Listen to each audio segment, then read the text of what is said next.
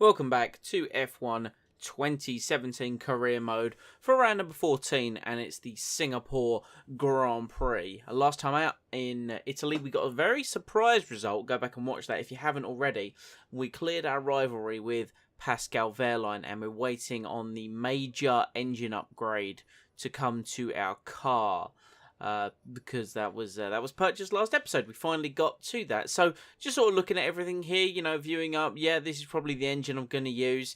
I went to look at the gearbox because we've done 6 races on it. I went to change it and it said I'm going to get a penalty. So I'm like, I don't know why. Having reviewed the footage since I recorded this race, I'm fairly confident it's because I put it back in.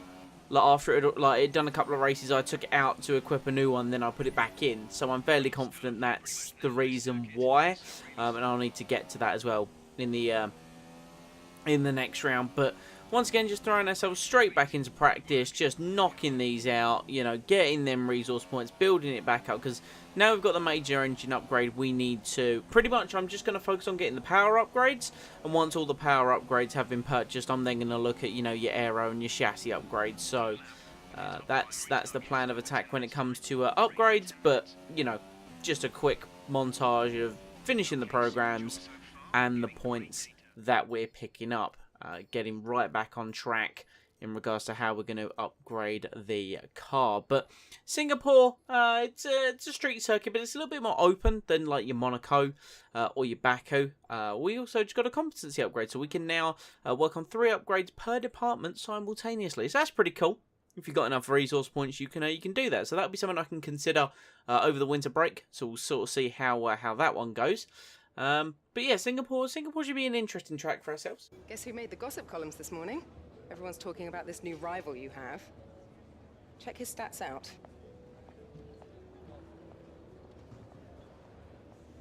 Due to the fact we beat Wehrlein last time out, we have a new rival, and that rival is Romain Grosjean. So it's like I mentioned last part, now that Wehrlein's been beaten, we can look to move up to someone more in the midfield, and Grosjean is like more. I think the Haas is considered like the slowest of the midfield cars, so that's sort of where we're aiming now, apparently, according to our rivalry. But into qualifying of this circuit, of course, this is the longest race on the F1 calendar. It's the only one that I can think of that. I mean, it definitely did this year, more due to the rain and the safety cars hit the time limit. But I've seen it do it before, like in the dry, just after like one safety car period. So long old race, the Singapore Grand Prix, but we come around to complete our first flying lap, and it's a 1:42.9, and it puts us ahead of Palmer, but slower than Stroll. But I wasn't very happy with that lap. I feel as if I definitely left some time on the table, so we're going to go out with a couple of minutes left in the session, just chuck it around a few more times. It looks as if we're going to get interrupted slightly in our lap. We've got Massa in the first sector. We're going to dispose of him, nearly clipping his back wheel, but I got as much slipstream out of him as I could to help us in the lap. You can see we're nearly 4/10 up on the Delta, and we're actually up behind Fernando as we go across the bridge. We've got to dive it down the inside of him into the hairpin. That's cost us a bit of time on the Delta, you can see there. So yeah, being impeded on the lap ever so slightly, but as we come through the final double left-hander across the line, and it put us 13th as qualifying ticked down its final few seconds. So yeah, I was pleased with that. I mean, not I don't know, maybe I could have found a few more tenths, especially when I was impeded. I lost time in the hairpin compared to Fernando, but by the end of the session, that dropped me to 14th. Fernando 16th, actually out qualifying a Haas and a Renault. So I was, I'm impressed with what we were able to achieve for qualifying, and it should give us a good shout in the Singapore Grand Prix. Anthony Davidson is alongside me in the commentary box this evening, and big race this one, a real test of endurance. Sounds right up your alley. Wouldn't you just love to be down there on the grid right now? You know what, Crofty? I'm pretty happy to be up here in my air conditioning, thank you, right now. I can't stress just how difficult these conditions can be, especially when you consider it's the longest race on the calendar in terms of time. It's also one of those races where you have to remember to keep drinking, or there's a real risk of dehydration. Just like we saw with young Kevin Magnussen a couple of years ago, don't forget. We mentioned the bumps as well. Take a look at the onboards if you get a chance during this race. The movement in the suspension and the chassis is just incredible, and it's lots of hard work to wrestle the car around a lap here. So, onto the strategy. Moves on to the old fabled one-stop, which we've been running for most of the season. Honestly, it seems to work more often than not. The one time I decided to pick a two-stop over a one-stop was Austria, and I feel as if that was to our detriment. So we're going to stick with a one-stop strategy here. Super soft going on to the ultras. You know, the tyre wear isn't so much of an issue around Singapore. It's more, as Anthony Davidson was saying, the bumps and the effects it's overall going to have on your car. That's why I actually softened the suspension a little bit, so I can actually get aggressive over the curbs. We appear to be the only car around this sort of region of the field starting on the super soft, so we might be able to create something out of this race here, seeing as all of our rivals are on a compound softer. But we'll need to, of course, see how that goes, how it's all going to play out with the strategy. Singapore can be difficult for overtaking. You know, we've really got that one spot into turn 5 if you've got enough power, which, you know, I'm not going to go into a rant about power once again as we pull up into our grid slot. You see our rival Grosjean in 9th, starting up above us. We're going to want to try and beat him today if we can. Lights are out for the Singapore Grand Prix, and away we go. And Kvyat's got a bad start. Stroll pulls down the inside of him. We're going to go down the inside as cautiously as possible. Try not to hit the back of Carlos Sainz. We're already side by side with Kvyat once again. We're past him. That's a couple of positions off the line nicely. Slot in between the two Toro Rosso drivers. It looks as if Grosjean and Perez are battling up ahead. That might slow them both down as we now come out of turn 4. Up towards turn 5, as I mentioned earlier, there's a couple of cars side by side charging towards the corner. Can we look to make anything of this? Are we too far back? No. Sainz very slow into the braking zone, but we can't make a move on him there. However, he's very slow going into the next right-hand, and we're going to dive it down the inside of the Toro Rosso, and that'll be us up into 11th position on the fringe of the points there straight away. 4 positions gained. Lovely stuff. We'll take that every day of the week. It's now the end of lap 2, and we're pushing Esteban Ocon through the final sort of chicane there, so we're going to stick with him, clearly able to match his pace, especially in these early couple of laps for the super soft, or sorry, on the super soft versus his ultra softs. But we'll sort of see how that plays out over the course of the whole Grand Prix, as we now once again just all over the back of him through, I believe that is considered turn 3. We're going to switch, maybe look to the inside, outside. What are we going to do? Ocon goes wide, leaves the door open. Thank you very much. We'll go right down the inside, and we'll take that up into the top 10 on lap 3. And we're clearly displaying some good pace early on. Definitely something that we can look to take advantage of, as we've cruised up to the back now on lap 4. This is Sergio Perez and Romain Grosjean, so our rival here, our new rival. We're going to come up on the back straight. Grosjean looking very slow into the braking zone. He's gone out wide. We've kept it a little bit tighter on the exit. Can we look to do anything through this final sector? We now is behind Perez. He's very slow. Once again, just leaving the door open. The AI not really covering their bases there, as we now come up behind Sergio Perez. And once again, a Force India looking slow through this final section of the circuit. That's not exactly what we want to see. Now through the double left-hander. Can we stick behind the Force India? And yes, we have. We've pulled out DRS down the main straight. Can we look to take advantage? Yes, we can. We sweep across the front, and that's us up ahead of Sergio Perez and up into 8th place. And this has been a dream start in the opening sort of few laps of the Singapore Grand Prix. We've now got Massa up ahead of us and a much bigger gap. Esteban Ocon is out of the race, and that's triggered by the look of it. Yeah, that is a safety car. Didn't manage to see why Ocon was out. You know, not too sure the reason for the retirement. And you can just see it here as well while I'm showing this footage. I've lost 3rd gear. That's not something I want to be happening this early into the Grand Prix, because that means that there could be more gearbox issues on the way. You can just see how hard it was to control the car as it's skipping out of gear there. But nonetheless, that appeared to have rectified itself by the end of lap 7, which is the lap that the safety car came in. Looks like Hamilton backing up the pack really, really aggressively. But we're now up behind Massa, as I said we were going to be. And then, of course, we've just got the top 3 teams ahead of him. So this is going to be a fight between myself and Massa for best of the rest. What can we do off the restart? Not able to stay close enough to him to go into turn 1, but here we go into turn 5 now. Massa caught completely napping, locking up, and we've just done an absolute dive bomb move on him just there. But it appears to be a trait of the hour around Singapore just wanting to leave the door open. But as we now at lap 9, start at lap 10 for the second race in a row, a McLaren Honda will lead the way on this strategy. And it's, I mean, there's clearly like almost no difference between the tyres. Otherwise, you know, there's no reason why I'd be so high. But we're going to come round to start lap 11. And we're just going to see if Fernando Alonso on Supersofts, mirroring my strategy, is up into second place as we now have a McLaren 1-2. It's like 1998 all over again. If the race finished now, in fact, can we just throw the red flags and give us points? I'd really appreciate it. But yeah, McLaren 1-2 at the start of lap 11. Now, unfortunately, it did not last. Lap 15 now, Alonso has been passed by both Mercedes cars, who have caught up to myself by lap 15. We're going to be looking to pit in the next couple of laps. Hamilton comes past us on the straight. Both of us are up the hand in frustration, blaming each other. And I'm not going to make it easy for him, because the Mercedes pit really early. So I don't know if they're maybe the front runners as well always tend to run a two-stop rather than the one-stop of the guys at the back of the field. So yeah, we're going to make it as difficult as possible for him. And now it's start of lap 16. Hamilton has come into the pits by the looks of things, and it's now Bottas challenging me down the inside. No, Hamilton hasn't pit as of yet, my apologies.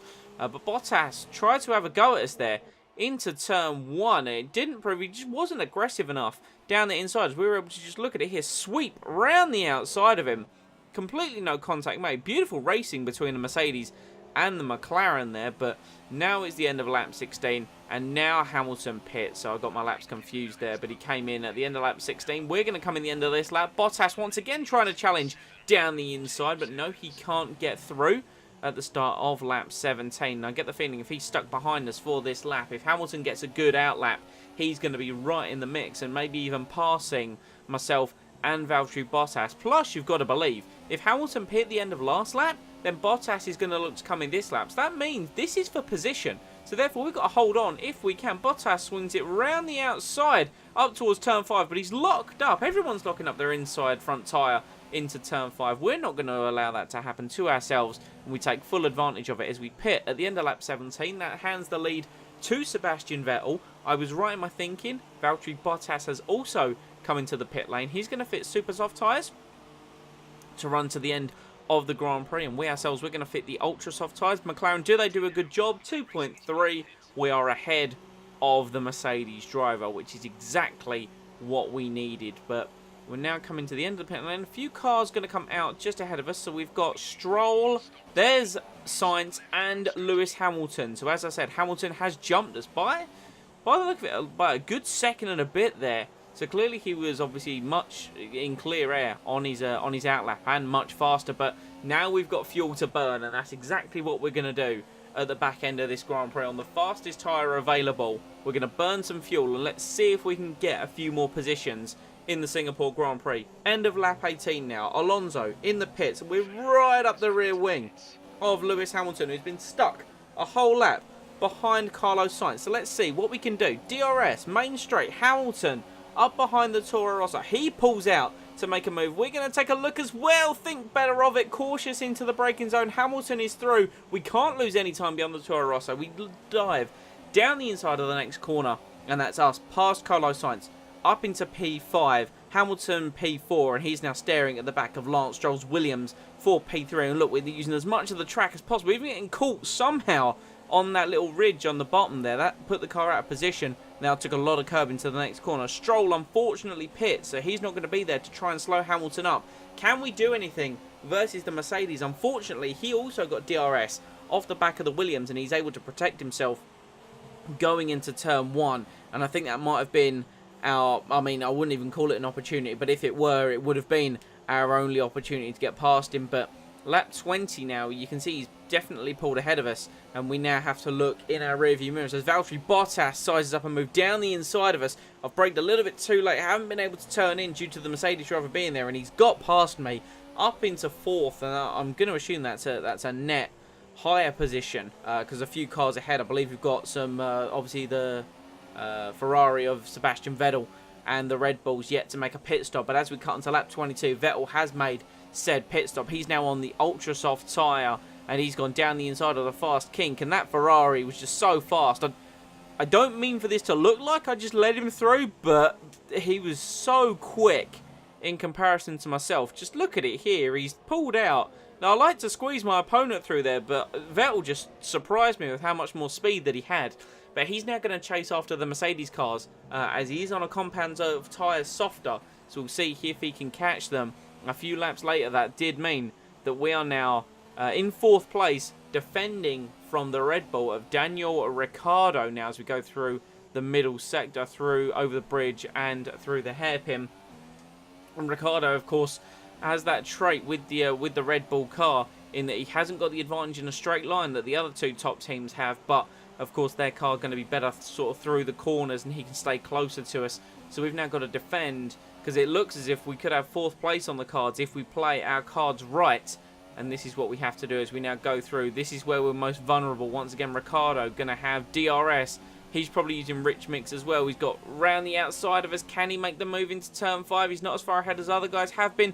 We're still wheel to wheel as we go towards the hairpin. Ricciardo on the inside. We're on the outside. Ricciardo pinches himself. We're going to get the better drive on the exit. And we've maintained the position ahead of Daniel Ricciardo. But we've still got a few laps left. And there's still going to probably be a few opportunities for Ricciardo to have a go. We try and avoid letting him get the inside line through to the next corner. We move on to lap 27. Ricciardo had a bit of a rest, bit of a reset. I got it wrong in turn 4, and that's going to shape Ricciardo up to make a move. Can he do anything on the charge? And he's got a good lead on us. Can we look to make a dive down the inside? Of course we do. The Aussie would have done the exact same thing should the roles be reversed. And Ricciardo now down the inside of the hairpin once again, still holding position if we can. And is Ricciardo going to try and sweep it round the outside? Yes, he is, but we're going to squeeze him out. And he had to lift off the throttle to save crashing into the barrier. And now Max Verstappen has caught up to us to join the party. So it is myself defending 4th position versus both Red Bull cars as we now on to lap 28. Again, very similar story. Down the main straight. We've protected our inside on that corner, but Ricciardo is then going to go to the inside of turn 5. And he's got complete track position. He doesn't allow us to get at the exit that I wanted, and he's done me. He's completely done me. I've got nothing left to fight with, and Ricciardo's off into the distance. We've got 3 laps left, and we're now trying to defend versus the other Red Bull of Max Verstappen, who is on the super soft tyre. He's not able to do anything into turn 1. He's still up the inside, though, of turn 3, but Max not able to get through on this occasion. But now we're going to be moving on through to turn 4. And, of course, that straight where we are so weak. I've got it wrong once again. And now the Red Bull is going to be eyeing us up for a move as he goes to the inside kink through the right-hander. And Max has made a big gap. Can we look to do anything down the inside? Thought better of it because Max is known for his aggressive defending. And I didn't want to lose a front wing at this point of the Grand Prix. So that dropped us down to 6th. But Alonso running in 7th for the McLaren. And now something odd happened. I mentioned gearbox issues at the start of the race where I lost 3rd gear. And look out, the cars... This isn't me. Like, I'm not now playing in manual, you know. I play auto gears. But the car just wasn't getting into gear. Look, it's over-revving to go into 5th. And then it wasn't downshifting very quickly as well. And it cost me a huge amount of time. And it's... Jeff saying, you know, there's a fault on the gearbox. I don't know if this is what they call desync, where it's just not synchronizing the shifts with the motions of the transmission. But it's meaning that not only have I fallen off the back of Max Verstappen, but I could fall into the clutches of my teammate if this issue doesn't get resolved sooner or later. Because look, the gearbox is fairly worn, granted, and it shifted into 7th quite nicely there, but then it went up to 8th for some reason. And through the first couple of corners, I'm in gears that I just should not be. Look at how wide the car drifted in 5th gear, and it's still just not shifting. And this is my first time experiencing this big a fault. Yes, I've had a missed gear before, you know, that lasts about a lap, and that's a very temporary issue, especially if it's like a high gear around Monaco. It's not too much of a problem, but this was every gear, and it's just, look at it, even now, we're nearly a lap later at this point, and we're still, the car just won't change. I was mashing sort of like the X and A, which is like the manual override, if you're on auto gears, and that wasn't doing anything. So now Alonso, look how much Alonso has now caught me as we now heading towards the Singapore Sling used to be, and it looks as if the car now finally wants to go into gears at the right point. So that was some frustration near the end of the race, but thankfully I've been able to hold the position. Hamilton also looks like he held off his P1, so he's going to retain the and get the win. Look at the fireworks going off to end the Singapore Grand Prix, but yeah, 6th place at the Singapore Grand Prix. Fantastic result and a double points finish for McLaren. Good job, mate. Really well done. That was a fantastic drive. Here are our podium drivers today after that excellent race. They've excelled here, as they so often do, and it's a well-deserved victory. Mercedes, then, are on top today.